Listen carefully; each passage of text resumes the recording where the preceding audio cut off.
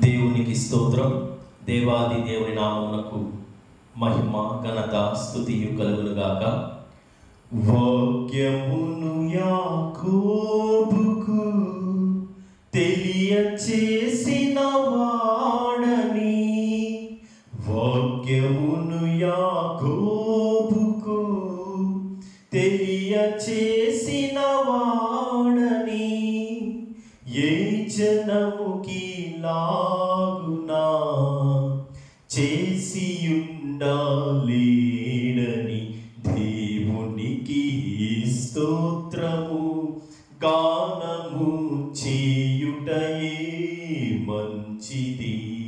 మనమందరము స్తుతి గానము చేయుటయే మంచిది. దేవునికి స్తోత్రం. దేవుడు మనతో ఈరోజు ఏం మాట్లాడబోచున్నాడు? దేవునికి మాటలు మనం శ్రద్ధగా విందాం.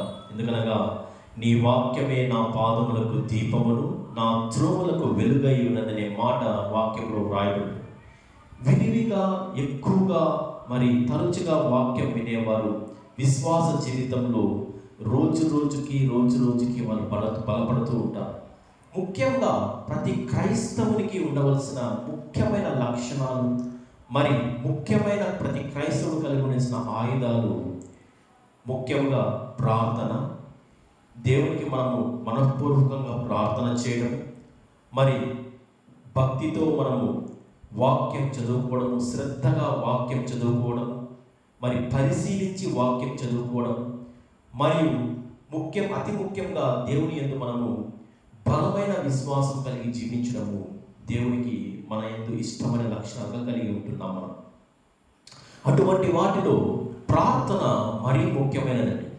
ప్రతి ఒక్కరికి, కొంతమందికి వాక్యం చక్కగా చెప్పడం ఒక తలాంతుగా ఉండొచ్చు, కొంతమందికి పాటలు పాడడం, కీర్తనలు పాడడం, దేవుణ్ణి ఆరాధించడం చక్కగా ఆత్మఫలంగా ఉండొచ్చు, పరిచర్య చేయడం ఆత్మఫలంగా ఉండొచ్చు. ఇలా కృపావరాల్లో ప్రతి ఒక్కరికి వేరు వేరు కృపావరాలు కలిగి ఉన్నట్టు, ప్రతి ఒక్కరికి దేవుడు నియమించిన కృపావరము విశ్వాస సహితమైన ప్రార్థన ప్రతి క్రైస్తవునికి శ్వాస వంటిదండి, ఊపిరి వంటిది. ప్రతి ఒక్కరూ మనము ప్రార్థనా జీవితం కలిగి ఉండాలనేసి మనకు వాక్యం నేర్పిస్తుంది. ఎందుకనగా మన దేవుడు ప్రార్థన ఆలకించువాడు. ఆయన మన ప్రార్థన వైపు తన చెవులను ఆయన శ్రద్ధగా పెట్టేవాడు అనేసి వాక్యంలో వ్రాయబడి ఉన్నది. మన ప్రతి ఒక్క ప్రార్థనకు ఆయన జవాబిచ్చేవాడుగా కూడా వాక్యంలో వ్రాయబడి.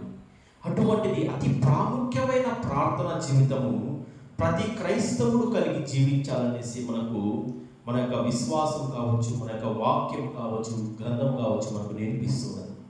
ఎంతమంది మనం ప్రార్థనా జీవితం కలిగి ఉన్నాం? ప్రతి ఒక్కరూ మనం ఉదయం లేచి ప్రార్థన చేసుకుంటున్నామా? బైబిల్ గ్రంథంలో రాజులు, మహారాజులు, ప్రతి ఒక్కరు, ప్రవక్తలు, భక్తులు, వీరందరి యొక్క విజయ రహస్యం ఏదైనా ఉందంటే అది ప్రార్థన విజయం వల్లనే వారు అనేక విశ్వాస యాత్రలో కావచ్చు, యుద్ధాల్లో కావచ్చు, ప్రతి విషయంలోనూ వారు విజయం సాధించారంటే దానికి ప్రధానమైన కారణం వారు శ్రద్ధతో, విశ్వాసంతో, భయభక్తులతో దేవునికి ప్రార్థన చేయడమే వారి యొక్క విజయ రహస్యం. అదే ప్రార్థన నేడు మనము కూడా మన యొక్క జీవితంలో అనుచితము మనము దేవునికి మొరపెట్టినప్పుడు ఆయన మన ప్రార్థనలో ఆయన ఆలకించకుండా ఉండడు. ఆయన ఖచ్చితంగా దేవుడు మన ప్రార్థనలో ఆలకిస్తాడు. మన దేవుడు మన మొరను వినే దేవుడు అని కూడా వాక్యంలో వ్రాయబడి ఉంటుంది. ప్రార్థన ఆలకించువాడా సర్వ శరీరుని ఎద్దకు వచ్చేదనే మాట కీర్తనల గ్రంథము 65వ అధ్యాయం 2వ వచనంలో మనకు కనబడతారు.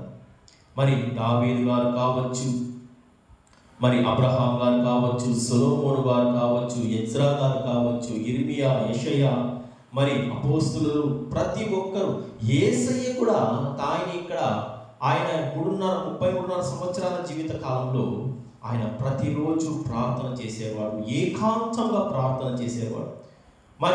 యేసు ప్రభువు పగలంతా ఆయన సువార్త సేవ చేస్తూ, స్వస్థతలు చేస్తూ ఆయన సంచరించిన రాత్రి సమయాల్లో ఆయన ఒంటరిగా ఆయన కొండ ప్రాంతాల్లో కావచ్చు, అరణ్యంలోనికి వెళ్ళి ఆయన ప్రార్థన జీవితం గడిపేవాడని మన వాక్యంలో అనేక ఉదాహరణలు మనకు కనబడతాయి. అనగా ప్రార్థన యొక్క ప్రాముఖ్యత అలాంటిది. ప్రతి క్రైస్తవునికి ప్రార్థన అనేది తన ఇంటికి పైకప్పు వలె ఉండాలనేసి మనం అలవాటు చేసుకోవాలి. ఎందుకనగా దేవుడు అంటున్నాడు యెషయా గ్రంథం 59వ అధ్యాయం 1వ వచనంలో, రక్షింపనేరకుండానట్లు యెహోవా హస్తము కురచ కాలేదు, విననేరకుండానట్లు ఆయన చెవులు మందము కాలేదు. మరి మరి మన దోషములు ఆయనకు మనకు మధ్యన అడ్డుగా ఉంటున్నది అనే మాట మనకు యెషయా గ్రంథంలో కనబడతారు. అనగా మనం విశ్వాసంగా ప్రార్థన చేయించున్నప్పుడు మనం లేనిపోని అపవాది శోధకుడు మనలో లేనిపోని అనుమానాలను వాడు పుట్టింపజేస్తాడు. మరి ఇది జరుగునా అనే అవిశ్వాసాన్ని కూడా మనం కలుగు చేస్తాడు. వాటన్నిటిని మనం జయించి మనం మనపూర్వకంగా మనం ప్రార్థన చేసినప్పుడు దేవుడు మన ప్రతి ఒక్క ప్రార్థనకు ఆయన జవాబిస్తాడు. నీతిమంతుని విజ్ఞాపన బహు బలము గలదై ఉందనే మాట మనకు యాకోబు పత్రిక 5వ అధ్యాయం 16వ వచనంలో మనకు కనబడుతుంది. అనగా మనము నీతిమంతులుగా ఉండి మనం ప్రార్థన చేసినప్పుడు ఆ యొక్క ప్రార్థన బలము కలిగి మహాశక్తి కలిగిగా ఉంటుందనేసి మనం నేర్చుకుందాం. అనగా మనము మొదటగా మనం నీతిమంతులుగా మార్చబడాలి. మొదటగా మనము విశ్వాసంతో మనం ప్రార్థన చేయాలి. మొదట మనము ఇవి జరుగునని మనం నమ్మి మనం ప్రార్థన చేయాలి. అందుకే అంటున్నాడు హెబ్రీ పత్రిక 11వ అధ్యాయం 6వ వచనంలో, విశ్వాసము లేకుండా దేవునికి ఇష్టడై ఉండుట అసాధ్యము, తన యొద్ద వచ్చు వారికి ఆయన ఫలము దయచేయువాడని మనం నమ్మవలను కదా. దేవుని యొద్దకు వచ్చేవాడు ఆయన ఉన్నాడని, తను వెతుకు వారికి ఫలము దయచేయువాడని మనం నమ్మవలను కదా అనే మాటలు మనం చూస్తున్నాం. మొదట మనం దేవుని పైన విశ్వాసం కలిగి జీవించాలి. మరలా మనము మనపూర్వకంగా విశ్వాసంతో ప్రార్థన చేయాలి. మరి మూడవదిగా శ్రద్ధగా యెహోవా వాక్యమును మనం పరిశీలించి చదువుకోవాలి. ఇది ప్రతి క్రైస్తవునికి ఉండవలసిన అతి ప్రాముఖ్యమైన మూడు యొక్క లక్షణం. వీటిని ఎవరైతే కలిగి జీవిస్తారో వారి జీవితాల్లో దేవుడు అనేక రకమైన ఆశీర్వాదాలు తీసుకొని వస్తాడు. అంత మాత్రమే కాకుండా వారు చెయ్యి పనంతయు సఫలమవుతుందనేసి మనం వాక్యంలో చూస్తున్నాం. మరి నేడు ధ్యానాంశంగా మనము మీకా గ్రంథము 7వ అధ్యాయం 7వ వచనాన్ని మనం ధ్యానించుకుందాం. మీకా గ్రంథము 7వ అధ్యాయం 7వ వచనం, అయినను యెహోవా కొరకు నేను ఎదురు చూచెదను, నా రక్షణకర్తయకు నా దేవుని కొరకు నేను కనిపెట్టుకొని ఉందును, నా దేవుడు నా ప్రార్థన ఆలకించును. మరొక మారి చెప్పు, నా దేవుడు నా ప్రార్థన ఆలకించును. మన దేవుడు మన ప్రార్థనలు తప్పకుండా ఆలకిస్తాడండి, తప్పకుండా ఆలకిస్తాడు ఆయన. చూడండి, మీకు అంత మాత్రమే కాకుండా కీర్తనల గ్రంథము 94వ అధ్యాయం 9వ వచనంలో ఈ మాటలు రాయబడి ఉంది. 94వ కీర్తన 9వ వచనం, చెవులు కలుగు చేసిన వాడు వినకుండునా, కంటిని నిర్మించిన వాడు కానకుండునా, ఆయనే మన యొక్క సర్వశరీరంలోని అవయవాలను ఆయనే నిర్మాణం చేసి ఉంటున్నాడు. అందులో ఆయన చెవులను కూడా ఆయన 2 చెవులను మనకు దయచేసి ఉంటున్నాడు. చెవులు కలుగు చేసిన వాడు ఆయన ప్రార్థన ఆలకించకుండా అన్నప్పుడు మన యొక్క ప్రార్థనను తప్పకుండా ఆయన ఆలకిస్తాడు. ఎప్పుడంటే మనము మనపూర్వకంగా విశ్వాసంతో ప్రార్థన చేసినప్పుడు ఆయన తప్పకుండా ఆయన మన ప్రార్థన ఆలకిస్తాడు. అంత మాత్రమే కాకుండా తగిన సమయంలో ఆయన మనం వేటి కొరకు విజ్ఞాపన చేసి ఉంటున్నామో ఆ విజ్ఞాపనను ఆయన తప్పకుండా నెరవేరుస్తాడు. మన కష్ట సమయాల్లో కూడా మనం మొరపెట్టినప్పుడు దేవుడు మన యొక్క ప్రతి ఒక్క ఆపదల నుండి, కష్టముల నుండి ఆయన మనల్ని విడిపిస్తాడనే మాటలు కూడా మనం చూస్తున్నాం. అంత మాత్రమే కాకుండా 1 పేతురు 3వ అధ్యాయం 12వ వచనంలో కూడా మనం చదివినట్టయితే, 1 పేతురు 3వ అధ్యాయం 12వ వచనంలో కూడా, ప్రభువు కన్నులు నీతిమంతుల మీదను ఆయన చెవులు వారి ప్రార్థనల వైపును ఉన్నవి గాని ప్రభువు ముఖము కీడు చేయు వారికి విరోధముగా ఉన్నది. మరలా ఇక్కడ కూడా అదే మాటలు మనం చూస్తున్నాం.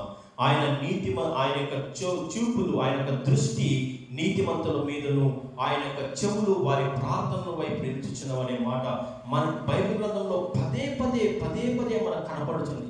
వీటన్నిటి యొక్క సారాంశం ఏమనగా మన దేవుడు మన ప్రార్థన తప్పకుండా ఆలకిస్తాడు. మనకు చక్కని ఉదాహరణగా తీసుకున్నట్టయితే దావీదు యొక్క ప్రార్థనలు మనం కీర్తన గ్రంథంలో 150 అధ్యాయం కలిగిన యొక్క కీర్తన గ్రంథంలో ప్రార్థనలు, స్తుతి, విజ్ఞాపనం ఈ మూడింటిని ఆయన తరచుగా ఆయన కీర్తనకారుడు ఆయన చెప్పుచూ రాసుకుంటూ వస్తున్నాడు. స్వయంగా మహారాజు అయినటువంటి దావీదు 40 సంవత్సరాలు ఉమ్మడి ఇశ్రాయేలు రాజ్యాన్ని పరిపాలించిన మహారాజు అయినటువంటి దావీదు గారు కూడా ఆయన ప్రతిరోజు 3 పర్యాయాలైన ప్రార్థన చేసినట్టుగా మనకు వాక్యంలో కనబడతారు. మీరు కీర్తనల గ్రంథము 57వ అధ్యాయం 55వ అధ్యాయం 17వ వచనంలో మనం చూసినట్టయితే, కీర్తనల గ్రంథము 55వ అధ్యాయం 17వ వచనంలో, సాయంకాలమున ఉదయమున మధ్యాహ్నమున నేను ధ్యానించుచు మొరపెట్టుకుందును, ఆయన నా ప్రార్థన ఆలకించును. చూడండి, దావీదు మహారాజు గారు కూడా ఆయన యొక్క తన స్థితిని మర్చిపోయి దేవుని ఎదుట నేను సర్వమునైనా నీవే నాకని ఆయన ఎదుట ఆయన సాష్టాంగపడి సాగిలపడి సాయంత్రము ఉదయము మధ్యాహ్నం అనగా ఈ హిబ్రూ క్యాలెండర్లో మనకు రోజు ఉదయం మధ్యాహ్న సాయంత్రములుగా ప్రారంభమవుతుంది. కానీ హెబ్రీలకు యూదులకు వాళ్ళు సాయంత్ర ఉదయ మధ్యాహ్నం అలా వారి యొక్క దినాన్ని వాళ్ళు కొలుస్తారు. వాటిలో భాగంగా ఆయన సాయంత్రము ఉదయము మధ్యాహ్నం అనగా రోజుకు ఆయన 3 పర్యాయాలు ఆయన ప్రార్థనలో ఆయన గడిపేవాడు. మరి 119వ కీర్తన 164వ వచనంలో ఆయన 7 మార్లు స్తుతించేవాడిని కూడా మనం వాక్యంలో చూస్తున్నాం. చూడండి, దావీదు గారు ఆయన మహారాజా ఉండి కూడా దేవుని ఎక్కడా ఆయన విస్మరించలేదు. మనలో ఎంతమందికి మనకు చిన్న ఒక హెచ్చింపు వచ్చినా, లేక మంచి ఉద్యోగంలో ఉన్నా, లేక దేవుడు ఒక మంచి వ్యాపారం ఇచ్చినా, దేవుని మనం వెంటనే పక్కన పెట్టేసి దేవుని మనం మరచిపోయి మనం ప్రార్థనా జీవితం కావచ్చు, మరి వాక్యం చదవడం కావచ్చు, విశ్వాస జీవితంలో కావచ్చు, మనం నిర్లక్ష్యం కలిగి జీవిస్తున్నాం. దేవుడు అలాంటి వాటిని మెచ్చడు. ఆయనను ఆశీర్వదించి మనల్ని దేవుడు ఆశీర్వదించినట్టయితే మనము దేవుణ్ణి మర్చిపోకుండా ఆయన్ని స్తుతిస్తూ గణపరుస్తూ మనము ప్రార్థనా జీవితం కలిగి జీవించాలి. అంతేగాని మనకు ఏదో కొద్దిగా మనము అభివృద్ధిలోకి వచ్చిన తర్వాత దేవుడిని మనం విడిచిపెట్టడం అనేది అస్సలు సమంజసం కానే కాదు. అటువంటి జీవితం క్రైస్తవ బిడ్డలుగా మనం జీవించకూడదు. ఎట్టి పరిస్థితిలో ఉన్నా, మనము హీన స్థితిలో ఉన్నా, మరి అధిక స్థితిలో ఉన్నా, దేవుడిని మనం ఎక్కడా మనం మర్చిపోకూడదు. ఉన్న వాటిలోనే మనము తృప్తిపరుస్తూ ఆయన స్తుతించడమే ఆయన మన నుంచి కోరుకుంటున్నాడు. అదే దావీదు గారు 141వ కీర్తన 2వ వచనంలో కూడా, నా ప్రార్థన ధూపము వలెను, నేను చేతులెత్తుట సాయంకాలపు నైవేద్యం వలెను నీ దృష్టికి అంగీకారంలో ఉండుగాక అనే మాట కూడా ఆయన వాడుతూ ఉన్నాడు. అనగా ఆయన ప్రార్థన ప్రతిరోజు ఈ ప్రార్థన అనే ధూపము దావీదు వద్ద నుండి దేవుని సన్నిధికి ప్రతి దినము అది చేరుచునే ఉన్నది. ప్రతిరోజు దావీదు ప్రార్థన జీవితం ఎక్కడ ఆయన విస్మరించలేదు. కాబట్టి నేటికి కూడా దావీదుని గురించి మనం నేటిని కూడా ధ్యానం చేస్తున్నాం. దావీదు చేసిన ఆ యొక్క విశ్వాస జీవితం విరోచితమైన పోరాటాల వల్ల దేవునికి మహిమ కలిగినది. కాబట్టి మనం కూడా మన జీవితాల్లో ఆ యొక్క విశ్వాస యాత్రలో మన ప్రార్థన జీవితాన్ని మనం వదిలిపెట్టకుండా మనము దేవునికి ముందుకు సాగాలని దేవుడు మన నుంచి కోరుకుంటున్నాడు. అంత మాత్రమే కాకుండా కీర్తనలు 34వ అధ్యాయం 15వ వచనంలో కూడా, యెహోవా దృష్టి నీతిమంతుల మీదను ఉన్నది, ఆయన చెవులు వారి మొరలకు ఒక్కి ఉన్నది అనే మాట మరలా బైబిల్ గ్రంథంలో అనేక మార్లు మనకు ఈ యొక్క ప్రార్థన, మన దేవుడు ప్రార్థన ఆలకించేవాడని, ఆయన తప్పకుండా మన ప్రార్థన ఆలకించేవాడని మనకు వాక్యంలో కనబడుతున్నది. అంత మాత్రమే కాకుండా ఆయన మన దృష్టి కలిగి దృష్టించి ఉన్నాడనే మాట కూడా మనకు వాక్యంలో కనబడుతుంది. కాబట్టి మనము మన యొక్క ప్రార్థన జీవితంలో మనము విసుగగా మెలకువగా ఉండి ప్రార్థన చేయవలసిందిగా యేసయ్య కూడా మనకు నేర్పిస్తున్నాడు. యేసయ్య కూడా తన యొక్క ఆ యొక్క 33.5 సంవత్సరం ఆయన ఈ లోకంలో బ్రతికినాడు. మరి 3.5 సంవత్సరాల పాటు ఆయన పరిచయం చేసినప్పుడు ప్రార్థన జీవితాన్ని ఆయన కలిగి ఉన్నాడు. ప్రతి విషయం ముందు ఆయన ప్రార్థన చేసి ఆయన ప్రారంభించేవాడు. మరి దేవుణ్ణి ఆయన ఘనపరుస్తూ దేవునికి ఆయన ఘనపరుస్తూ ఆయన తన ప్రార్థనను కొనసాగించేవాడు. చూడండి, యేసయ్య కూడా మనకు అనేక ప్రార్థనలు నేర్పించినాడు. వాటిలో మీకు 3 ప్రార్థనల గురించి నేను వివరిస్తాను. మొదటిది, విసుగక ప్రార్థన చేయవలెను. రెండవది, శోధనలోకి మనం పడిపోకుండా మెలకువగా ఉండి ప్రార్థన చేయాలని. మూడవది, మనం తగ్గించుకొని ప్రార్థన చేయాలనే మాటల గురించి మనం ఆలోచన చేస్తాం. యేసయ్య మనకు ముఖ్యంగా ప్రార్థన ఎలా చేయాలని మనకు ముఖ్యంగా నేర్పించుకున్నాడు. మీరు ప్రార్థన చేయనప్పుడు వేషధారుల వలె ఉండకండి. మొట్టమొదటిగా యేసయ్య మనకు నేర్పించింది ఏమంటే, మీరు ప్రార్థన చేయనప్పుడు వేషధారుల వలె మీరు ఉండకండి. మీరు మత్తయి రాసిన సువార్త 6వ అధ్యాయంలో చూసినట్టయితే ఈ మాటలన్నీ మనకు కనపడతాయి. మీరు ప్రార్థన చేయనప్పుడు మీరు గదిలోనికి వెళ్ళి తలుపులు వేసి రహస్యమందు చూచుచున్న మీ దేవునికి మీరు ప్రార్థన చేయండి. అప్పుడు రహస్యమందు చూచుచున్న మీ దేవుడు మీ ప్రార్థనకు ప్రతిఫలం ఇచ్చును అనే మాట మనకు మత్తయి రాసిన సువార్త 6వ అధ్యాయం మీకు 5 నుంచి మీరు చదివినట్టు ఈ మాటలన్నీ మీరు కనబడతాయి. అనగా మీరు వీధులలో నిలబడి ప్రార్థన చేయకండి, ఒకరు చూచి మీరు మెచ్చుకోవాలనే ప్రార్థన మీరు చేయకండి. తగ్గింపుతో మీరు ఒంటరిగా దేవునితో మీరు ఆ యొక్క సమయాన్ని మీరు గడపండి. ప్రార్థనా జీవితం కలిగి ఉండండి. అంతేగాని ఎవరో చూస్తారని మెచ్చుకుంటారని అటువంటి మీరు ప్రార్థన చేయకండి దేవుడు మనకు నేర్పిస్తున్నాడు. మరి ప్రార్థన ఎలాగ చేయాలి అని ఆయన తన శిష్యులను అడిగినప్పుడు దేవుడు ఆయన శ్రేష్టమైన ప్రార్థన ఆయన మనకు నేర్పించుంటున్నాడు. చూడండి, పరలోకమందున్న మా తండ్రి, నీ నామము పరిశుద్ధపరచబడును గాక, నీ రాజ్యం వచ్చును గాక, నీ చిత్తం పరలోకమందు జరుగుచున్నట్లు భూమలోకమును జరుగును గాక, మా అనుదిన ఆహారం మాకు నేడు దయచేయము, మా ఎడల అపరాధములు చేసి ఉన్న వారిని మేము క్షమించిన ప్రకారం మా అపరాధములను క్షమించుము, మమ్మల్ని శోధనలోకి తేక దుష్టుడి నుండి తప్పించుము. ఎందుకనగా రాజ్యము, శక్తియు, మహిమయు నిరంతరం నీవై ఉన్న విశ్వామి అనే మాటలు మనం ప్రతిరోజు పరలోక ప్రార్థన చేసుకుంటూ ఉంటాం. ఈ ప్రార్థన మనకు నేర్పించింది ఎవరంటే మన రక్షకుడైన మన ప్రభు అయిన యేసుక్రీస్తు మనకు ఈ ప్రార్థన నేర్పించాడు. చూడండి, ఈ ప్రార్థనలో దేవుని మహిమపరిచినట్లుగా నేను మాకు కావలసిన అనుదిన ఆహారం మాకు నేను దయచేయనా అని, ముఖ్యంగా క్షమాపణ గుణం కలిగి మీరు ఉండండి అని, మీరు ముఖ్యంగా క్షమాపణ గుణం కలిగి ఉండండి కూడా దేవుడు మనకు నేర్పిస్తూ ఉన్నాడు. శోధనలో పడిపోకుండా మమ్మల్ని ఆ యొక్క దుష్టు నుంచి తప్పించిన ప్రార్థన చేయడం. ఎందుకనగా మీ విరోధి అయిన అపవాది ఎవరిని మృంగుతున్నా అని గర్జించు సింహము వలె తిరుగుచూ ఉన్నాడు.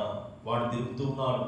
వాడి బారిలో నుంచి మనం పడకుండా నేను తండ్రి ఆ శోధకుడి చేతిలోకి మేము శోధనలోకి పడిపోకుండా మనం తప్పించిన అని కూడా మనం ప్రార్థన చేయవలసిందిగా దేవుడు మనకు నేర్పిస్తున్నాడు. అనగా మనల్ని మనం తగ్గించుకోవాలి. దేవుని ఎదుట మొట్టమొదటిగా మనము దేవుని ఎదుట తగ్గించుకోవాలి. ఆయన యొక్క ఘనతను మనం కనపరచాలి, ఆయన మహిమను మనం కనపరచాలి, ఆయన గొప్పతనాన్ని మనం కనపరచాలి, ఆయన ఆరాధించాలి, స్తుతించాలి. మనల్ని మనం తగ్గించుకోవాలి, దేవుని మనం మహిమపరచాలి. అప్పుడు మాత్రమే అటువంటి ప్రార్థనలకు మాత్రమే మనకు జవాబు దొరుకుతుంది. మరి యేసయ్య తన యొక్క సువార్త పరిచర్యలో శిష్యులకు అనేక ఉపమానాల ద్వారా ఈ యొక్క ప్రార్థనా జీవితం గురించి కూడా ఆయన నేర్పించి ఉంటున్నాడు. ముఖ్యంగా మీరు విసుగక ప్రార్థన చేయుడి, విసుగక మీరు ప్రార్థన చేయడం మాట మనకు నేర్పించున్నాడు. మీరు లూకా సువార్త 18వ అధ్యాయము 1వ వచనం చదివినట్టయితే మనకు ఆ మాటలు కనబడతారు. చూడండి, లూకా సువార్త 18వ అధ్యాయం 1వ వచనంలో మీరు ఎలా ప్రార్థన చేయాలంటే, వారు విసుగక నిత్యము ప్రార్థన చేయుచుండవలనుటకు ఆయన వారితో ఈ ఉపమానము చెప్పారు. మీరు ఎలాగైతే ప్రార్థనలో మీరు విసుకోకుండా చేయాలనే వాటికి ఆయన ఉపమాన రీతిగా ఈ యొక్క ఉపమానాన్ని ప్రభు తెలియజేసింది. ఏమనగా, దేవునికి భయపడకయు మనుషులను లక్ష్య పెట్టకయు నుండి ఒక న్యాయాధిపతి ఒక పట్టణంలో ఉండెను. ఆ పట్టణంలో ఒక విధవరాలు ఉండెను. ఆమె అతని యొద్దకు తరచుగా వచ్చి, నా ప్రతివాదికి నాకును న్యాయం తీర్చుమని అడుగుచూ వచ్చిన గాని అతడు కొంతకాలం ఒప్పుకపోయాను. తరువాత అతడు, నేను దేవునికి భయపడకయు మనుషులు లెక్క పెట్టయి ఉండినను ఈ విధవరాలను తొందర పెంచుచున్నది కనుక ఆమె మాటికి వచ్చి గోజాడకున్నట్లు ఆమెకు న్యాయం తీర్చునని తనలో తాను అనుకునేది. ఒక పట్టణంలో ఒక విధవరాలు ఉన్నది. ఆమె ఏ ఆదరణ లేదు ఆమెకి. మరి ఆమెకు ఆమె యొక్క ప్రతివాదికి కలిగిన ఆ యొక్క ఘర్షణలో నాకు న్యాయం తీర్చుమని ఆమె ఉన్నటువంటి ఒక న్యాయాధిపతి, ఆ న్యాయాధిపతి ఎలాంటి వాడంటే అతడు మనుషులను లక్ష్య పెట్టడు, మరి దేవుణ్ణి లక్ష్య పెట్టడు. అటువంటి మహాగర్విష్టి అయిన న్యాయాధిపతి ఉన్నాడు. కఠినమైన హృదయం కలిగిన వాడు ఉన్నాడు.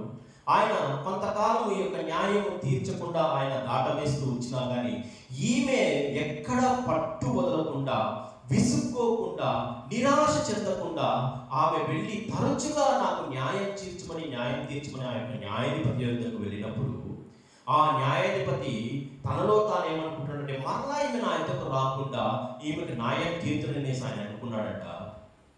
మరలా చూడండి ఆ మాట మనకు లూకాసు వార్త 18:15 ఈ విధవరాలను తొందర పెట్టుచున్నది కనుక ఆమె మాటి మాటికి వచ్చి గోచాడకుడినట్లు ఆమెకు న్యాయం తీర్చుని తనలో తాను అనుకునేను. మరియు ప్రభువు ఇట్లా అంటున్నాడు చూడండి, అన్యాయస్తుడైన ఆ న్యాయాధిపతి చెప్పిన మాట నుండి దేవుడు తాను ఏర్పరచుకున్న వారి దివారాత్రులు తనను గురించి మొరపెట్టుకొనుచుండగా వారికి న్యాయం తీర్చుడా. అటువంటి కఠినమైన న్యాయాధిపతే ఆయన మార్పు చెంది ఆ యొక్క విధవరానికి న్యాయం తీర్చినప్పుడు తన బిడ్డలు ప్రతిరోజు విసుక్కోకుండా, ప్రతిరోజు వారు ఆ మొర పెట్టుచునే ఉన్నప్పుడు, ప్రార్థన చేయించునే ఉన్నప్పుడు సర్వశక్తి గల దేవుడు, మహా కనికరం గల మహా గొప్ప దేవుడు మన యందు కనికరపడడా, మన యందు జాలిపడడా, మన ప్రార్థనను ఆయన ఆలకించడా? తప్పకుండా ఆలకిస్తాడు కదా. మనుషుడే తన మనసును మార్చుకున్నప్పుడు మన ప్రార్థనలను మనము విశ్వాసంతో, బలముతో మనం ప్రార్థన చేస్తున్నప్పుడు దేవుడు తప్పకుండా ఆలకిస్తాడు కదా. అనగా కొంతమందికి ప్రార్థన చేసిన వెంటనే జవాబు రావచ్చు. వారు ప్రార్థన చేసిన వెంటనే వారు కోరుకున్న వాటికి ఫలం వాళ్ళు పొందవచ్చు. మరి ఇంకొంతమందికి కొంత సమయం పట్టవచ్చు. దేవుడు ఆయన కాలంలో మన ప్రార్థనలు, మన యొక్క విన్నపములకు ఆయన ఫలవంతం చేశాడు. కానీ మనము కోరుకున్న సమయంలో అవి జరగవు. కానీ తాను నిర్ణయించిన సమయంలో తప్పకుండా అవి జరుగుతుంది. కాకపోతే అంతవరకు మనము విసుక్కోకుండా, దేవుణ్ణి మనం తిట్టుకోకుండా, మరి నిరాశ పడకుండా మనం ప్రార్థన జీవితంలో గట్టిగా ప్రార్థన చేస్తే దేవుడు తప్పకుండా న్యాయం తీరుస్తాడు. ఎందుకనగా విధవరాలి ప్రార్థనలకు చాలా బలం ఉంటుందండి, చాలా బలం ఉంటుంది. బైబిల్ గ్రంథంలో కూడా మీకు నిర్గమకాండం 22:22 మీరు విధవరాళ్లకు మీరు అన్యాయం చేయకండి, నేను వారి మొరను ఆలకిస్తాను, వారి ప్రార్థనలను ఆలకిస్తాను అనే మాట మనకు కనబడతాయి. చూడండి, నిర్గమకాండము 22:22 విధవరాలినైనను దిక్కులేని పిల్లలైనను మీరు బాధ పెట్టకూడదు. దేవుడు వారి ప్రార్థనలు ఖచ్చితంగా ఆలకిస్తాడు. మన జీవితంలో కూడా మనకు ఎదురయ్యే వారిని విధవరాలని చిన్న చూపు చూడడము. చాలా మంది ఈ పనులు చేస్తుంటారండి. విధవరాలు ఎదురుగా వస్తే అపశకనం అంటారు. మరి విధవరాల చేత ఎటువంటి కార్యక్రమాలు ప్రారంభించరు. కానీ వారిని బాధ పెట్టినట్టయితే, వారిని మనం శ్రమ పెట్టినట్టయితే దేవుడు మనల్ని కూడా విడిచిపెట్టాడు అనే మాట మనకు నిర్గమకాండము 22:22 నుంచి మనం కిందికి చదివినట్టయితే ఆ మాటలన్నీ మనకు కనపడతాయి. మరీ ముఖ్యంగా యాకోబు పత్రిక 1:27 కూడా ఒక శ్రేష్టమైన మాట ఉంటుంది. చూడండి, యాకోబు పత్రిక 1:27 తండ్రి అయిన దేవుని జట పవిత్రమైన నిష్కల్మషమైన భక్తి ఏదనగా దిక్కులేని పిల్లలను విధవరాండ్రను వారి ఇబ్బందిలో పరామర్శించుటై ఇహలోక మాలిన్యము తన కంటకుండా తను కాపాడుకున్నటయ్యే. అనగా విధవరాల్ని మనం ఎక్కడా బాధ పెట్టకూడదు, దిక్కులేని పిల్లలు మనం బాధ పెట్టకూడదు. క్రైస్తవులుగా మనము ఇతరులను మనం ప్రేమించే వారంగా ఉండాలి. వారు ఎటువంటి స్థితిలో ఉన్నా కానీ వారిని మనం ప్రేమించే వారంగా ఉండాలని ప్రభువు మనకు నేర్పిస్తున్నాడండి. నిన్ను వలే నీ పొరుగు వారిని ప్రేమించు అంటే వీటన్నిటినీ అవి అందులో పొందుపరచబడి ఉన్నది. అంతేగాని మనం పైకి భక్తి వేషం వేసుకొని విధవరాలను తృణీకరిస్తూ దిక్కులేని పిల్లలను మనం ఇబ్బంది పెట్టినట్టయితే దేవుడు మనల్ని ఇబ్బంది పెడతాడనే మాటను మనం మర్చిపోకూడదు. కాబట్టి మనం విసుకగా మనం ప్రార్థన చేయాలనేసి మనకు దేవుడు నేర్పించున్నాడు. అదే భాగంలో మనం కింది వచనాలు మనం చదివినట్టయితే ఆయన వారికి త్వరగా న్యాయం తీర్చుననే మాట కూడా మనకు కనబడతారు. చూడండి, ఆ మాటలు కూడా మీకు. మరియు ప్రభు ఇట్లు నేను అన్యాయస్తుడైన ఆ న్యాయాధిపతి చెప్పిన మాట నుండి దేవుడు తాను ఏర్పరచుకున్న వారు దివారాత్రులు తన గురించి మొరపెట్టుకొనుచుండగా వారికి న్యాయం తీర్చడా, ఆయన వారికి త్వరగా న్యాయం తీర్చును. ఎవరైతే విసుక్కోకుండా దివారాత్రములు దేవునికి మొరపెట్టుచుంటారో వారికి దేవుడు తప్పకుండా త్వరగా న్యాయం తీర్చడనేసి దేవుడు మనకు నేర్పిస్తూ ఉన్నాడు. అనగా మనము విసుగక మనము ప్రార్థన చేయాలనేసి మనకు ప్రభువు నేర్పించున్నాడు. రెండవదిగా మనం చూసినట్టయితే మెలకువగా ఉండి ప్రార్థన చేయుడి. మెలకువగా ఉండి మీరు ప్రార్థన చేయడం కూడా మాట చూస్తున్నాం. మత్తయి రాసిన సువార్త 26వ అధ్యాయము 41వ వచనం చదివినట్టయితే ఈ మాటలు మనకు అక్కడ పడతాయి. మత్తయి రాసిన సువార్త 26వ అధ్యాయము 41వ వచనం మనం చదివినట్టయితే, మీరు శోధనలో ప్రవేశించుకుంటున్నట్లు మెలకువగా ఉండి ప్రార్థన చేయుడి. ముఖ్యంగా శోధనలు ఇబ్బందుల్లో ఉన్నప్పుడు మనము విసుక్కోకుండా, మరి ఆ శోధనలో మనము పడిపోకుండా మెలకువగా ఉండి ప్రార్థన చేసి మనం ప్రభువు నేర్పిస్తున్నాడు.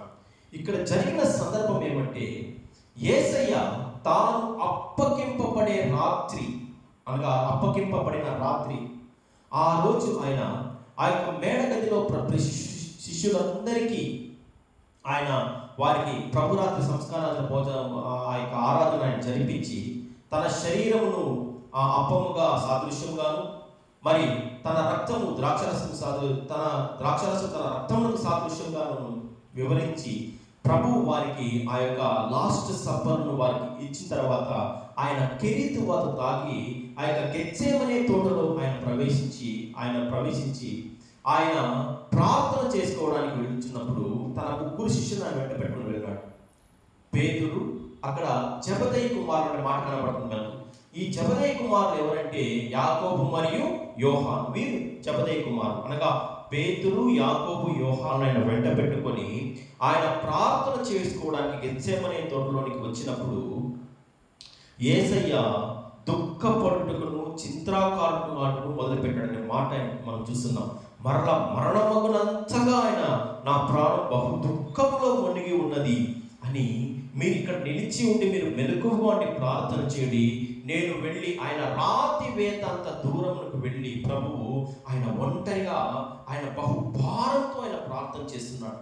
తండ్రి, నీ చిత్తమైతే ఈ గిన్నె నా ఎదురు నుంచి తొలగించు నాయనా, కాకపోతే నా చిత్తము కాదు నీ చిత్త ప్రకారమే సిద్ధించుమని ఆయన ప్రభువు ఎదుట ప్రార్థన చేస్తూ భారంతో, దుఃఖాక్రాంతులతో, మరణం పొందినంత భారంతో ఆయన ప్రార్థన చేస్తుంటే ఈ శిష్యులు ఏం చేస్తున్నారంటే, ఈ పేతురు, యాకోబు, యోహానులు చక్కగా వాళ్ళు నిద్రపోతున్నారు. చూడండి, ప్రభువు ఆయనకు తెలుసు ఇప్పుడు కాసేపట్లో నేను ఆ సైనికులకు, ఆ యొక్క రోమా సైనికులకు అప్పగింపబడబోచున్నాను, ఆయన ఎదుర్కోపోయే శ్రమలు, ఇదిగో శిలువ మరణం గురించి ఆయనకు ముందే తెలుసు.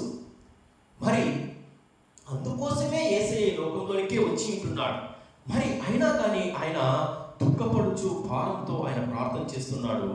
తండ్రి, నీ చిత్తం అయితే ఈ గిన్నె నా ఇద్దరు నుండి తొలగించునైనా, అయినను నా ఇష్ట ప్రకారం కాదు నీ చిత్త ప్రకారం ఇది సిద్ధించును కాక నేను భారంతో ప్రార్థన చేసినప్పుడు వీరేమో నిద్రపోతున్నారు. ప్రభువు ఆయన వీరి యొద్దకు వచ్చి ఈ మాటలు తెలియజేస్తున్నాడు. మరలా శిష్యుల యొద్దకు వచ్చి వారిని నిద్రించుట చూచి, ఒక గడియేనో నాతో కూడా మేల్కొని ఉండలేరా? మీరు శోధనలో ప్రవేశించుకుంటున్నట్లు మెలకువగా ఉండి ప్రార్థన చేయండి. ఈ శిష్యులకు ఎక్కువ మహా అలవాటు అండి. ఆయన ఎక్కడ పోయినా ఒంటరిగా వెళ్ళి ఆ రూపాంతరం కొండకు ఆయన తీసుకువెళ్ళి ఆయన రూపాంతరం, అప్పుడు కూడా వీళ్ళు నిద్రావస్తులే ఉంటున్నారు. ఇక్కడ గెత్సేమనే తోటగా అక్కడ కూడా ఈ గెత్సేమనే ప్రార్థనల సందర్భంలో కూడా శిష్యులు వారు నిద్రపోతున్నారు. బలహీనంగా ఉంటున్నారు శిష్యులు. వారికి ఇంకా ఆ పరిశుద్ధాత్మ అనే వరాన్ని వాళ్ళు ఇంకా పొందుకోలేదు, వారు ఇంకా బలంగా వాళ్ళు మార్చబడలేదు. కానీ వాళ్ళు అక్కడ బలహీనంగా నిద్రకు లోనైపోతున్నారండి. సంఘాల్లో కూడా, మన క్రైస్తవ సంఘాల్లో కూడా వాక్యం మనం మొదలుపెట్టినప్పుడు చాలా మందికి ఇది చాలా పెద్ద చెడ్డ అలవాటు. ఏమంటే వెంటనే నిద్రపోవడానికి వాళ్ళకు ఆ నిద్రాత్మ అనేది వాళ్ళ ప్రమేయం లేకుండానే వాళ్ళు ప్రవేశిస్తూ ఉంటుంది. వాక్యం మనం చెప్పుచున్నా కానీ వారు ఏదో లోకంలో వాళ్ళు నిద్రపోవడం మనం చూసినప్పుడు ఎంతో నిరాశ చెందుతాము. కానీ ఆ యొక్క నిద్ర యొక్క ఆత్మను శోధకుడే మనలో ప్రవేశపెడతారు. కాబట్టి మనము మెలకువగా ఉండి ఆ శోధన చేయించాలంటే మనము మెలకువగా అలర్ట్గా ఉండాలి. మనం వాక్యమును, మనం దేవుడి సంఘంలో దేవుని బిడ్డలు చెప్పే వాక్యాన్ని మనం శ్రద్ధగా వినాలి. ఆ నిద్రాత్మను జయించాలి. ప్రభువు కూడా అదే చేస్తున్నాడు. ఆ యొక్క శోధన మీరు తప్పించుకోవాలంటే మెలకువగా ఉండి మీరు ప్రార్థన చేయండి. ప్రభువు తన కొరకు ప్రార్థన చేయమనేసి ప్రభు కోరుకుంటున్నాడు. వీరేమో నిద్రావస్థలో ఉంటున్నారు. మరలా ఆయన రెండవ మారు కూడా అక్కడికి వెళ్ళి ఆయన కొంత దూరం వెళ్ళి మరలా ఇదే మాటలు తెలియజేస్తూ ఆయన ప్రార్థన చేస్తుంటే మరలా శిష్యులకు ఆ యొక్క కన్నులు భారముగా అయ్యి వారు నిద్రలోకి వెళ్ళడానికే వాళ్ళు చూస్తున్నారు.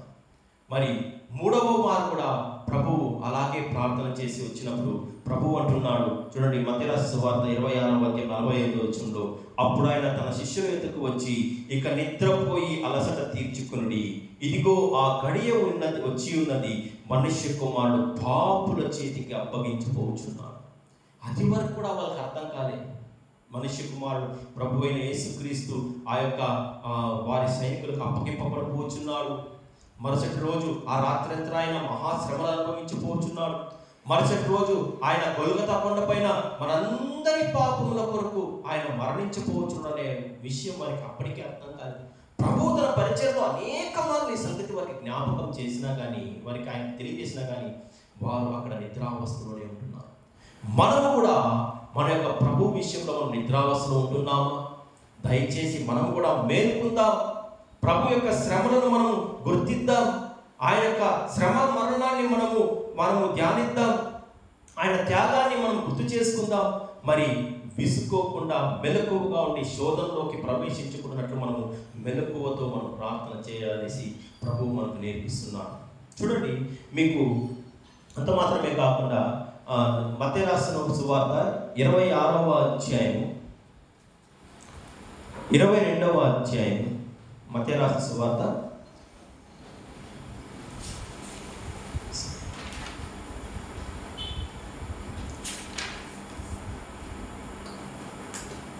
దేవునికి స్తోత్రం. మరి ఆయన 21వ అధ్యాయం 22వ వచనంలో, మత్తయి రాసిన సువార్త 21వ అధ్యాయం 22వ వచనంలో, మరియు మీరు ప్రార్థన చేయనప్పుడు వేటిని అడుగుదురో అవి దొరికినవి అని నమ్మినడలా మీరు వాటన్నిటిని పొందుదరని వారితో చెప్పిన ప్రభువు మనకు విశ్వాసంతో మొదటిగా మనం విసుగుకోకుండా ప్రార్థన చేయాలని నేర్చుకున్నాము. రెండవదిగా మనము మెలకువతో ఉండి ప్రార్థన చేయాలని నేర్చుకున్నాము.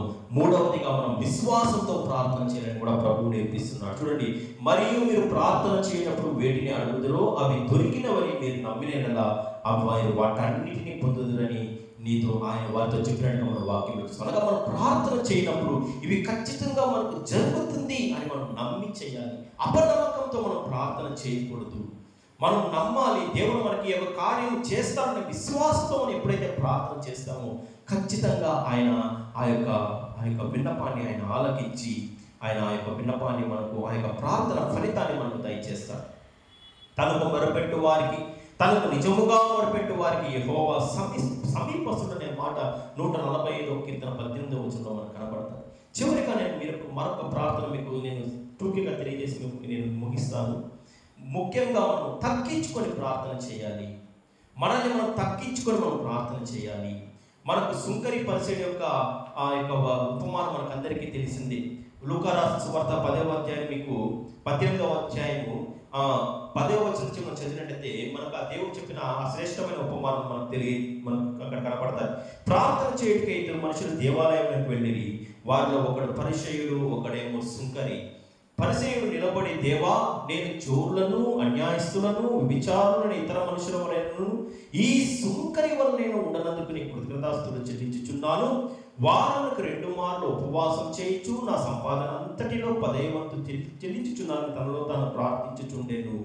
అతడు తన గొప్పలు చెప్పుకుంటూ పరిసయ్యుడు ప్రార్థన చేస్తున్నాడు. మరి అటువంటి ప్రార్థన దేవుడు మెచ్చే ప్రార్థన కాదు. అయితే సుంకరి తనను తాను తగ్గించుకుని దూరముగా నిలబడి కన్నును పైకెట్టుకైనను ఆయన ధైర్యం చాలనుకుంటా రొమ్ము కొట్టుకొనుచు, దేవా, నేను పాపినినైనా తండ్రి, నన్ను మన్నించునైనా తండ్రి అని ఎప్పుడైతే సుంకరి ఆ ప్రార్థన చేసినాడో ఆ ప్రార్థన దేవుడు ఆలకించినాడు. పరిసయ్యుడు కంటే సుంకరి ఆయన న్యాయస్తుడుగా ఆయన తీర్పు తీర్చుకుని అక్కడి నుంచి వెళ్ళబడ్డాడు.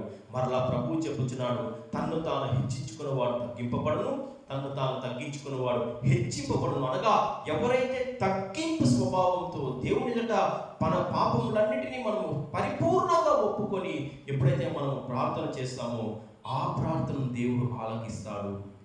అతిక్రమము దాచిపెట్టువాడు వర్ధిల్లుడు కానీ దాన్ని ఒప్పుకొని విడిచిపెట్టువాడు కనికరం పొందుననే మాట మనం వాక్యంలో చూస్తున్నాం. సామెతల గ్రంథం 28వ అధ్యాయం 13వ వచనం మనకు ఆ మాట కనపడుతుంది. అనగా ఎవరైతే తమ్ము తాము తగ్గించుకొని దేవుని తమ్ము తాము తగ్గించుకొని ప్రార్థన చేస్తారో తప్పకుండా దేవుడు ఆ ప్రార్థనకు జవాబిస్తాడు. అనగా ఈరోజు మనం నేర్చుకున్న వాటిలో మొదటిగా మనం విసుగగా ప్రార్థన చేయాలి, నిత్యము ప్రార్థన చేయాలి. రెండవదిగా మనము మెలకువగా ఉండి శోధనలో ప్రవేశించుకున్నట్లు మెలకువగా ఉండి ప్రార్థన చేయాలి. మూడవదిగా మనము మనల్ని మనం తగ్గించుకొని ప్రార్థన చేయాలి. వీటన్నిటి సారాంశము మనం ప్రార్థన చేసినప్పుడు ప్రభువు మనకు దానిని అనుగ్రహిస్తాడని మనము బలముగా విశ్వసించి విశ్వాసంతో మనం ప్రార్థన చేసినప్పుడు మన యొక్క ప్రతి ఒక్క ప్రార్థనకు తండ్రైన దేవుడు మన యేసయ్య మనకు జవాబిస్తాడు. మనకు ఆ యొక్క ప్రతిఫలాన్ని కూడా మన ప్రభువు దయచేస్తాడు. అటువంటి ప్రార్థన మనం అందరం నేర్చుకుందాం. ప్రతి ఒక్కరూ మనం ప్రార్థనా జీవితం కలిగి జీవిద్దాం.